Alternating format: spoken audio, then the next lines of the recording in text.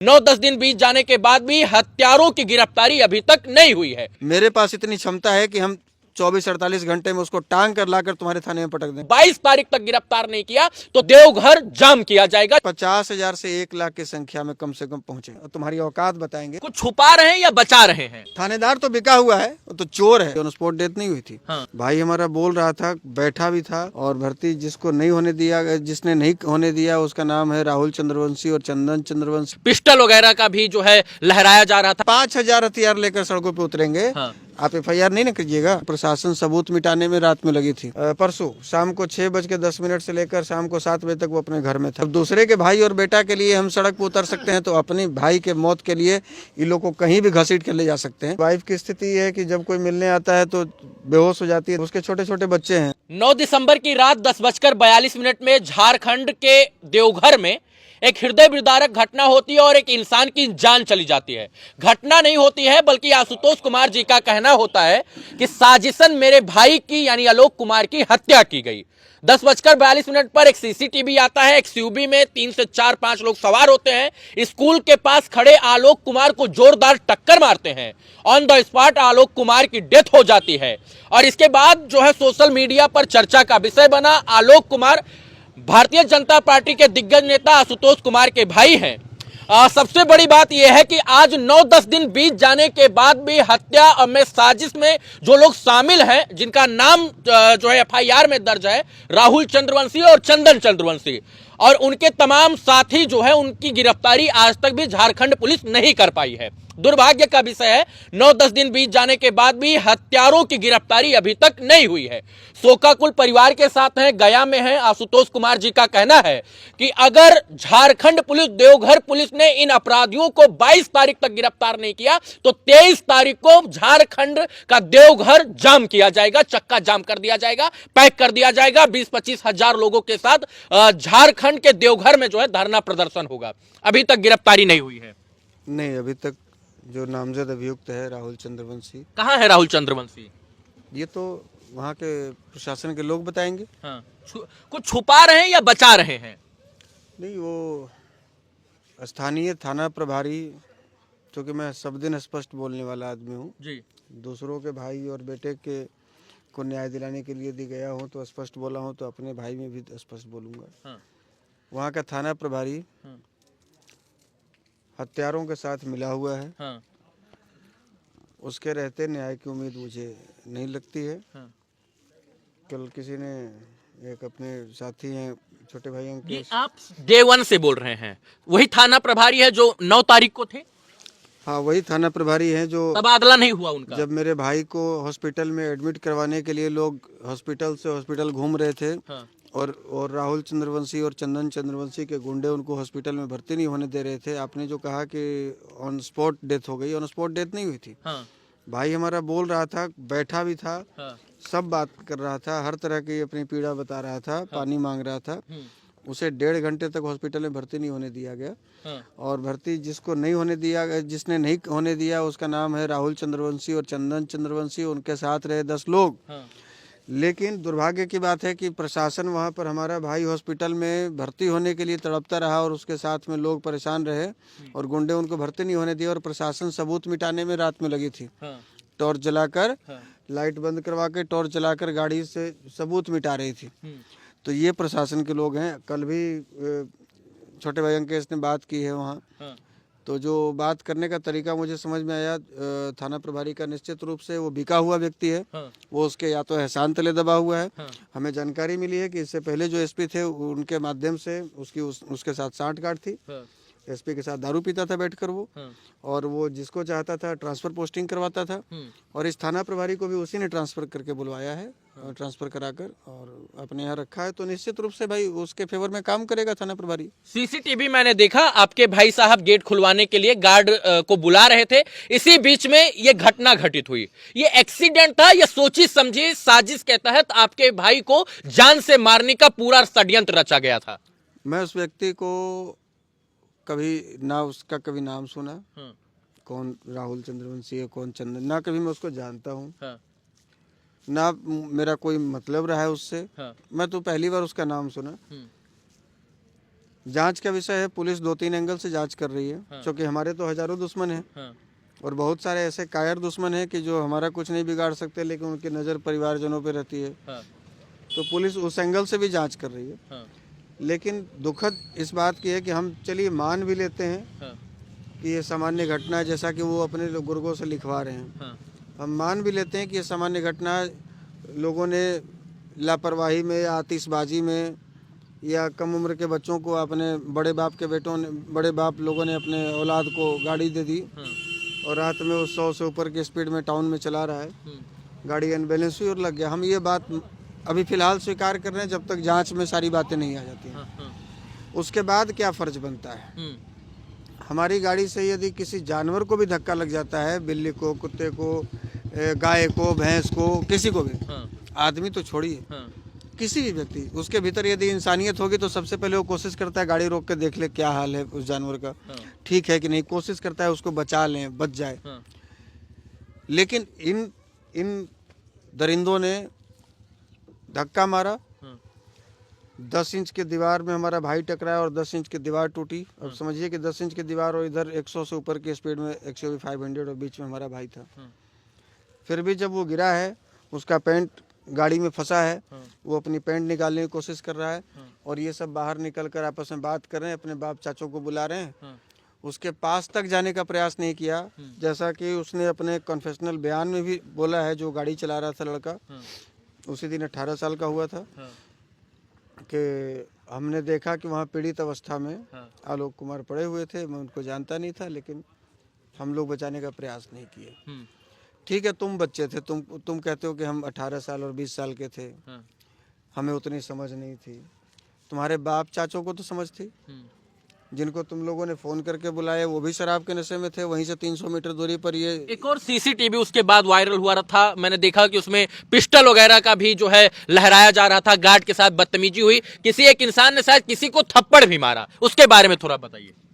जब ये लोग ले जाने लगे हॉस्पिटल में, हमारे जो स्कूल के 2-3 स्टाफ थे, तो उन लोगों ने रोका, राहुल चंद्रवंशी और चंदन चंद्रवंशी, जो उसके बाप और चाचा लगते हैं। और वो आए अपने टीम के लोगों के साथ में, जो साथ में शराब पी रहे थे, 10-20 गुर्गों के साथ में। सारा सीसीटीवी फुटेज में देखा जा सकता है। उसने कहा कि पहले हम सारा सबूत यहाँ से मिटाएंगे, गाड़ी हटाएंगे, लड़कों को निकालेंगे, पूरी जो भी यहाँ पे बिखरा हुआ है सब ठीक करें, उसके बाद तुम हॉस्पिटल लेकर जाओ। इसी बीच में तो तुम्हें में हुई, और वो अब राह चलते लोग भी यदि कह रहे हैं कि ये तो आप गलत कर रहे हैं, उसको भी गाली दे रहा है। उसका भी सारा वीडियो है हम लोगों के पास में, उसको भी पिस्टल दिखा रहा है, धमकी दे रहा है। वहाँ जो मनीष नाम का लड़का है, उसको भी थप्पड़ मारा है, और थप्पड़ मारा है चंदन चंद्रवंशी, जिसका बेटा उस गाड़ी में था। और उसका सगा भाई है राहुल चंद्रवंशी, जो झारखंड मुक्ति मोर्चा का युवा जिला अध्यक्ष है, जिसको वहीं मधुपुर का एक विधायक है जो अभी वर्तमान में मंत्री है, उसका संरक्षण प्राप्त है। उसके साथ वो धंधा पानी में भी जुड़ा हुआ है।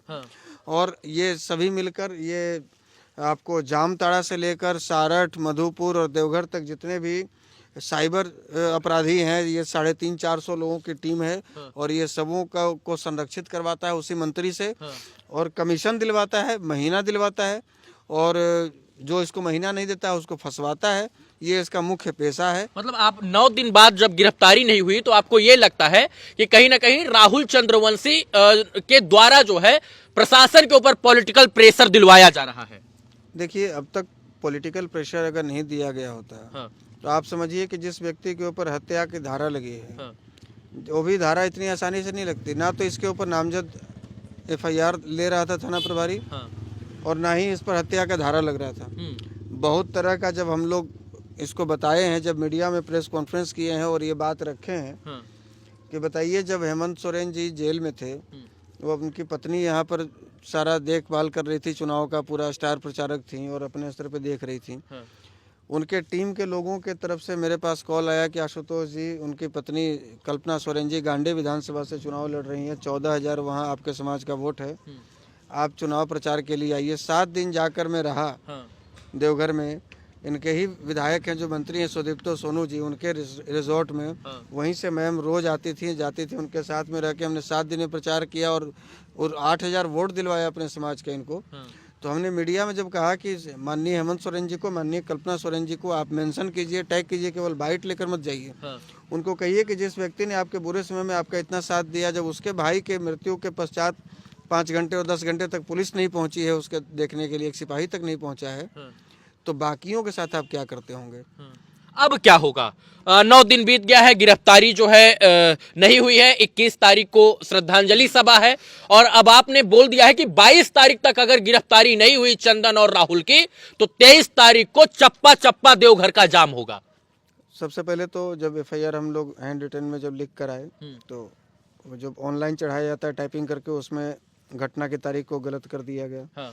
जब दोबारा हम ठीक करवाने गए, ये भी पूछने गए कि राहुल चंद्रवंशी जब हथियार लहरा रहा है और हथियार सीसीटीवी फुटेज में दिख रहा है, तो थाना प्रभारी आपने उस पर आर्म्स एक्ट क्यों नहीं लगाया। क्या हथियार लहराना लीगल है? और यदि लीगल है तो मेरे पास क्षमता है, हम 5000 हथियार लेकर देवघर की सड़कों पर उतर सकते हैं। अगर लीगल है तो जब राहुल चंद्रवंशी कर सकता है, यदि लीगल है तो हम 5000 हथियार लेकर सड़कों पर उतरेंगे। आप एफआईआर नहीं ना कीजिएगा, आप एफआईआर नहीं ना करेंगे। और यदि एफआईआर करेंगे वो लीगल नहीं है तो फिर ये भी लीगल नहीं है, इस पर एफआईआर होनी चाहिए। क्यों नहीं वो आर्म्स एक्ट लगा इस पर। तीसरा हमारा ये था कि भाई आपने जो कन्फेशनल, आपने जो गिरफ्तार किया, एक जो व्यक्ति गिरफ्तार क्या किया, वो चूंकि बेचारा वैश्य समाज से आता है, वो पकड़ के उसको अपने बेटे को बचाने के चक्कर में उसको बलि का बकरा बना दिया, जिसका जन्मदिन था, जो गाड़ी चला रहा था। और उसको थाने को हवाले कर दिया कि भाई मेरा बच्चा बचा है, कम से कम एक दिखाने के लिए अरेस्टिंग होगी। हमने पूछा कि आपने क्या उसका कन्फेशनल बयान लिया, क्या आपने पूछा कि उसकी मंशा क्या थी, कहाँ से लोग आ रहे थे। आईओ का वर्जन, चूंकि थाना प्रभारी खुद ही आईओ बनाता है, आईओ का कहना था कि सब आप ही को बता देंगे। बताइए, 500 लोग उसके थाने में थे, दर्जनों मीडिया वाले थे, सबके सामने उसकी हिम्मत देखिए, वो कहता है कि सब आपको बता देंगे, हमको जो करना था किए। तब हमने वहाँ डीएसपी साहब को फ़ोन लगाया और पूछा है कि आपके आईओ को पुलिसिंग नहीं आती है तो कहिए, हम अभी 2 मिनट में सिखा देंगे, इसको यहीं सिखा देंगे। और इसके जैसा 10-20 हज़ार दरोगा को हम लोग झेले हुए हैं। इसको समझ में नहीं है कि बात किससे कर रहा है। जब दूसरे के भाई और बेटा के लिए हम सड़क पर उतर सकते हैं, लाठी खा सकते हैं, जेल जा सकते हैं, 3 दर्जन मुकदमा झेल सकते हैं, तो अपने भाई के मौत के लिए इन लोग को कहीं भी घसीट कर ले जा सकते हैं। ऐसा थाना प्रभारी और इसको आईओ को कहीं घसीट कर ले जा सकते हैं। इसको आराम से वर्दी थोड़ी पहनने देंगे, ये अपराधी को बचाएगा और ये वर्दी पहन के घूमेगा। इसको सुप्रीम कोर्ट तक खड़ा कर देंगे हम। और जो भी इसमें आएगा, ये जो भीतर आग जल रही है, वो सब कानून के दायरे में आएगा और सब लपेटा जाएगा, सबको टंगवाएंगे। इसमें कहीं कोई दो मत नहीं है। हमारे जब एसपी साहब से बात हुई, एसपी साहब ने कहा कि आईओ बदलना कोई समाधान नहीं है, दूसरा फिर पैसा खा लेगा। तो उन्होंने कहा कि हम खुद मॉनिटर करेंगे और डीएसपी साहब मॉनिटर करेंगे, हमें थोड़ा समय चाहिए। हमने उन्हें कहा कि देखिए, आपको समय देने के अलावा मेरे पास रास्ता क्या है। अभी 21 तारीख को उसका श्राद्ध कर्म है। अब उसके छोटे छोटे बच्चे हैं, वो बड़े पापा करके मेरे पास आते रहते हैं। पिताजी की स्थिति है कि लोग आते हैं जाते हैं तो ठीक रहते हैं, अकेले जब होते हैं तो दहाड़ मार के रोने लगते हैं। उसकी वाइफ की स्थिति है कि जब कोई मिलने आता है तो बेहोश हो जाती है, दांत लग जाता है, 40-40 मिनट तक, आधा घंटे तक बेहोश। नर्स एक परमानेंट हम लोग रखे हुए हैं जो आके कभी स्लाइन चढ़ाती है, कभी कुछ करता है। लोग आ रहे हैं जा रहे हैं, नारायण बलि है तो पूजा है तो श्राद्ध कर्म है, तो ये सारा कुछ देखना है। अब मेरे पास मजबूरी ये है कि हम श्राद्ध कर्म तक हिल नहीं सकते, और आपके पास भी भरपूर टाइम है कि हत्या के 14 दिन बीत जाने तक भी यदि आप गिरफ्तार नहीं करते हैं तो इसका मतलब है कि आपकी मंशा नहीं है। सरकार उसको संरक्षण दे रहा है, कोई नेता उसको संरक्षण दे रहा है, और प्रशासन भी उसको संरक्षण दे रही है। अभी परसों की बात है, कल की बात है, हमें जानकारी मिली कि वो दिन में परसों शाम को 6:10 से लेकर शाम को 7 बजे तक वो अपने घर में था। वो जो मंत्री जी उसको संरक्षण दे रहा है, उसका दोस्त सरकारी बॉडीगार्ड लेकर घूम रहा है। बताइए, जिसको अभी हवालात के अंदर होना चाहिए था, वो सरकारी बॉडीगार्ड मंत्री उसको दे के भेज रहा है संरक्षण में। और वो सिगरेट पिया है आपको सुभाष चौक पे। मतलब वो दिखाया है कि हम घूम रहे हैं, तुम कुछ नहीं कर पाओगे। और यही सवाल जब हमारे लोग दरोगा से पूछे तो दरोगा का बात करने का तरीका जो कह रहा है कि हम पर विश्वास नहीं है तो डीएसपी साहब से बात कीजिए। एसपी साहब से, तो तुम क्या वहाँ भांग खाने के लिए बैठे हो?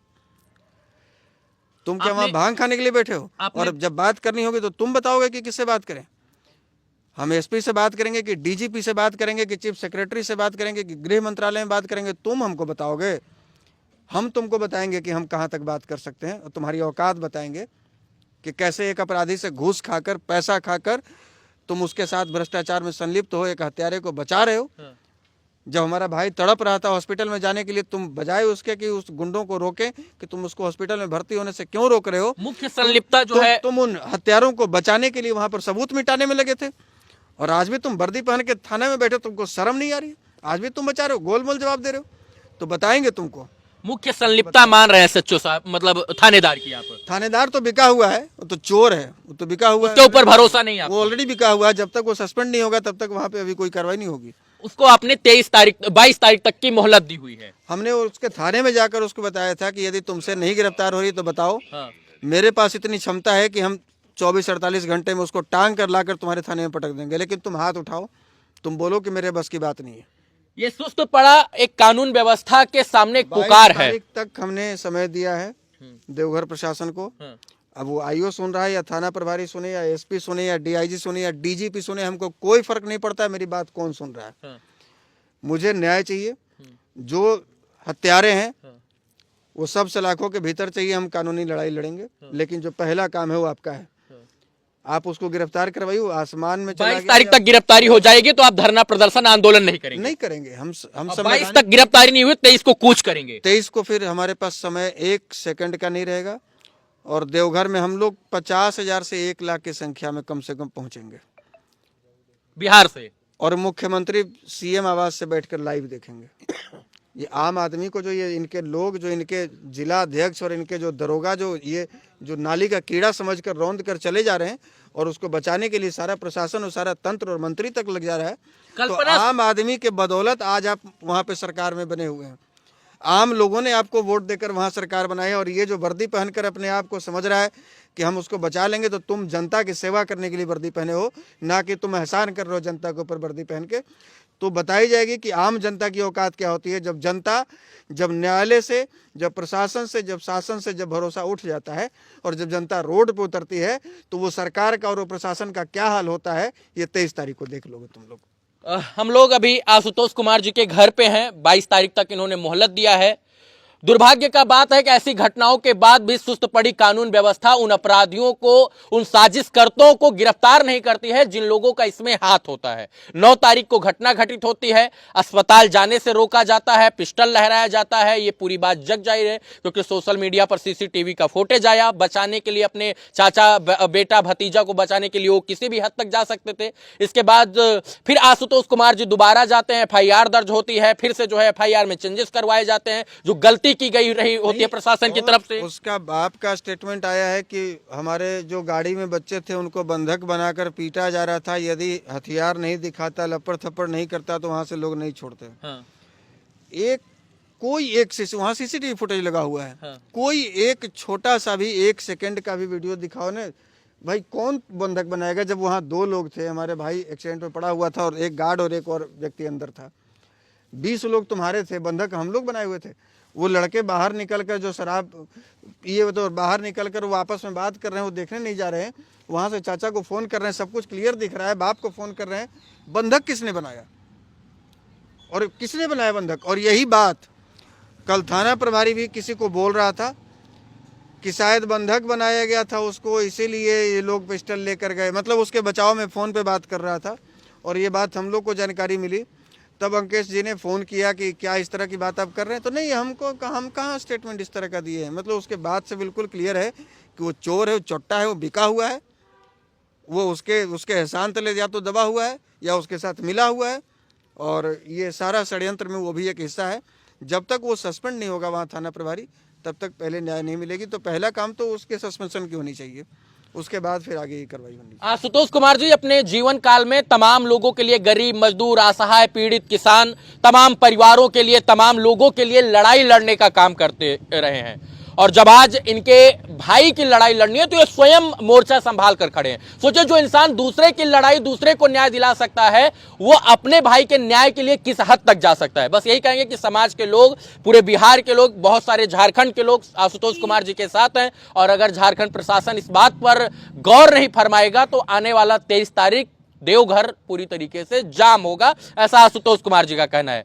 आलोक कुमार अब इस संसार में, इस दुनिया में नहीं आ सकते हैं। उनके पीछे उनका परिवार, उनकी धर्मपत्नी, उनके 2 छोटे छोटे दुधमुहे बच्चे वो छोड़कर चले गए हैं। और अगर न्याय नहीं मिलता है तो सच में न्याय जो है वो छीनने का प्रयास हम लोगों के द्वारा किया जाएगा, मतलब न्याय मांगा जाएगा। दुर्भाग्य का बात है कि ऐसी घटनाओं के बाद भी 10-12 दिन बीत जाने के बाद भी ऐसे लोगों की गिरफ्तारी नहीं हो पाती है जो लोग साजिश रचते हैं। उम्मीद यही है कि प्रशासन जागेगा, डीएम साहब, एसपी साहब के कान पर, माथे पर, नाक पर, कान पर जू रेंगेगा और वो अपराधियों को, इसमें संलिप्त लोगों को पकड़ने का प्रयास करेंगे, गिरफ्तार करके उनको सलाखों के पीछे डालने का प्रयास करेंगे। बाकी आशुतोष कुमार जी हैं, अपने भाई की लड़ाई लड़ रहे हैं। 9 तारीख को भी न्याय की गुहार कर रहे थे, आज भी गुहार कर रहे हैं। 22 या 23 तारीख को जब जाएंगे तब भी गुहार करेंगे। तो गुहार के अलावा इनके पास कुछ है नहीं, बस गुहार कर सकते हैं, बाकी आप लोग उस पर दुहाई कर सकते हैं। बहुत बहुत धन्यवाद। 22 तारीख को अपडेट दिया जाएगा कि 22 को दिया जाएगा शाम को अपडेट आपके द्वारा कि गिरफ्तारी हुई है या नहीं, और अगर नहीं हुई है तो 23 तारीख को झारखंड कूच किया जाएगा देवघर। बहुत बहुत धन्यवाद। जय हिंद।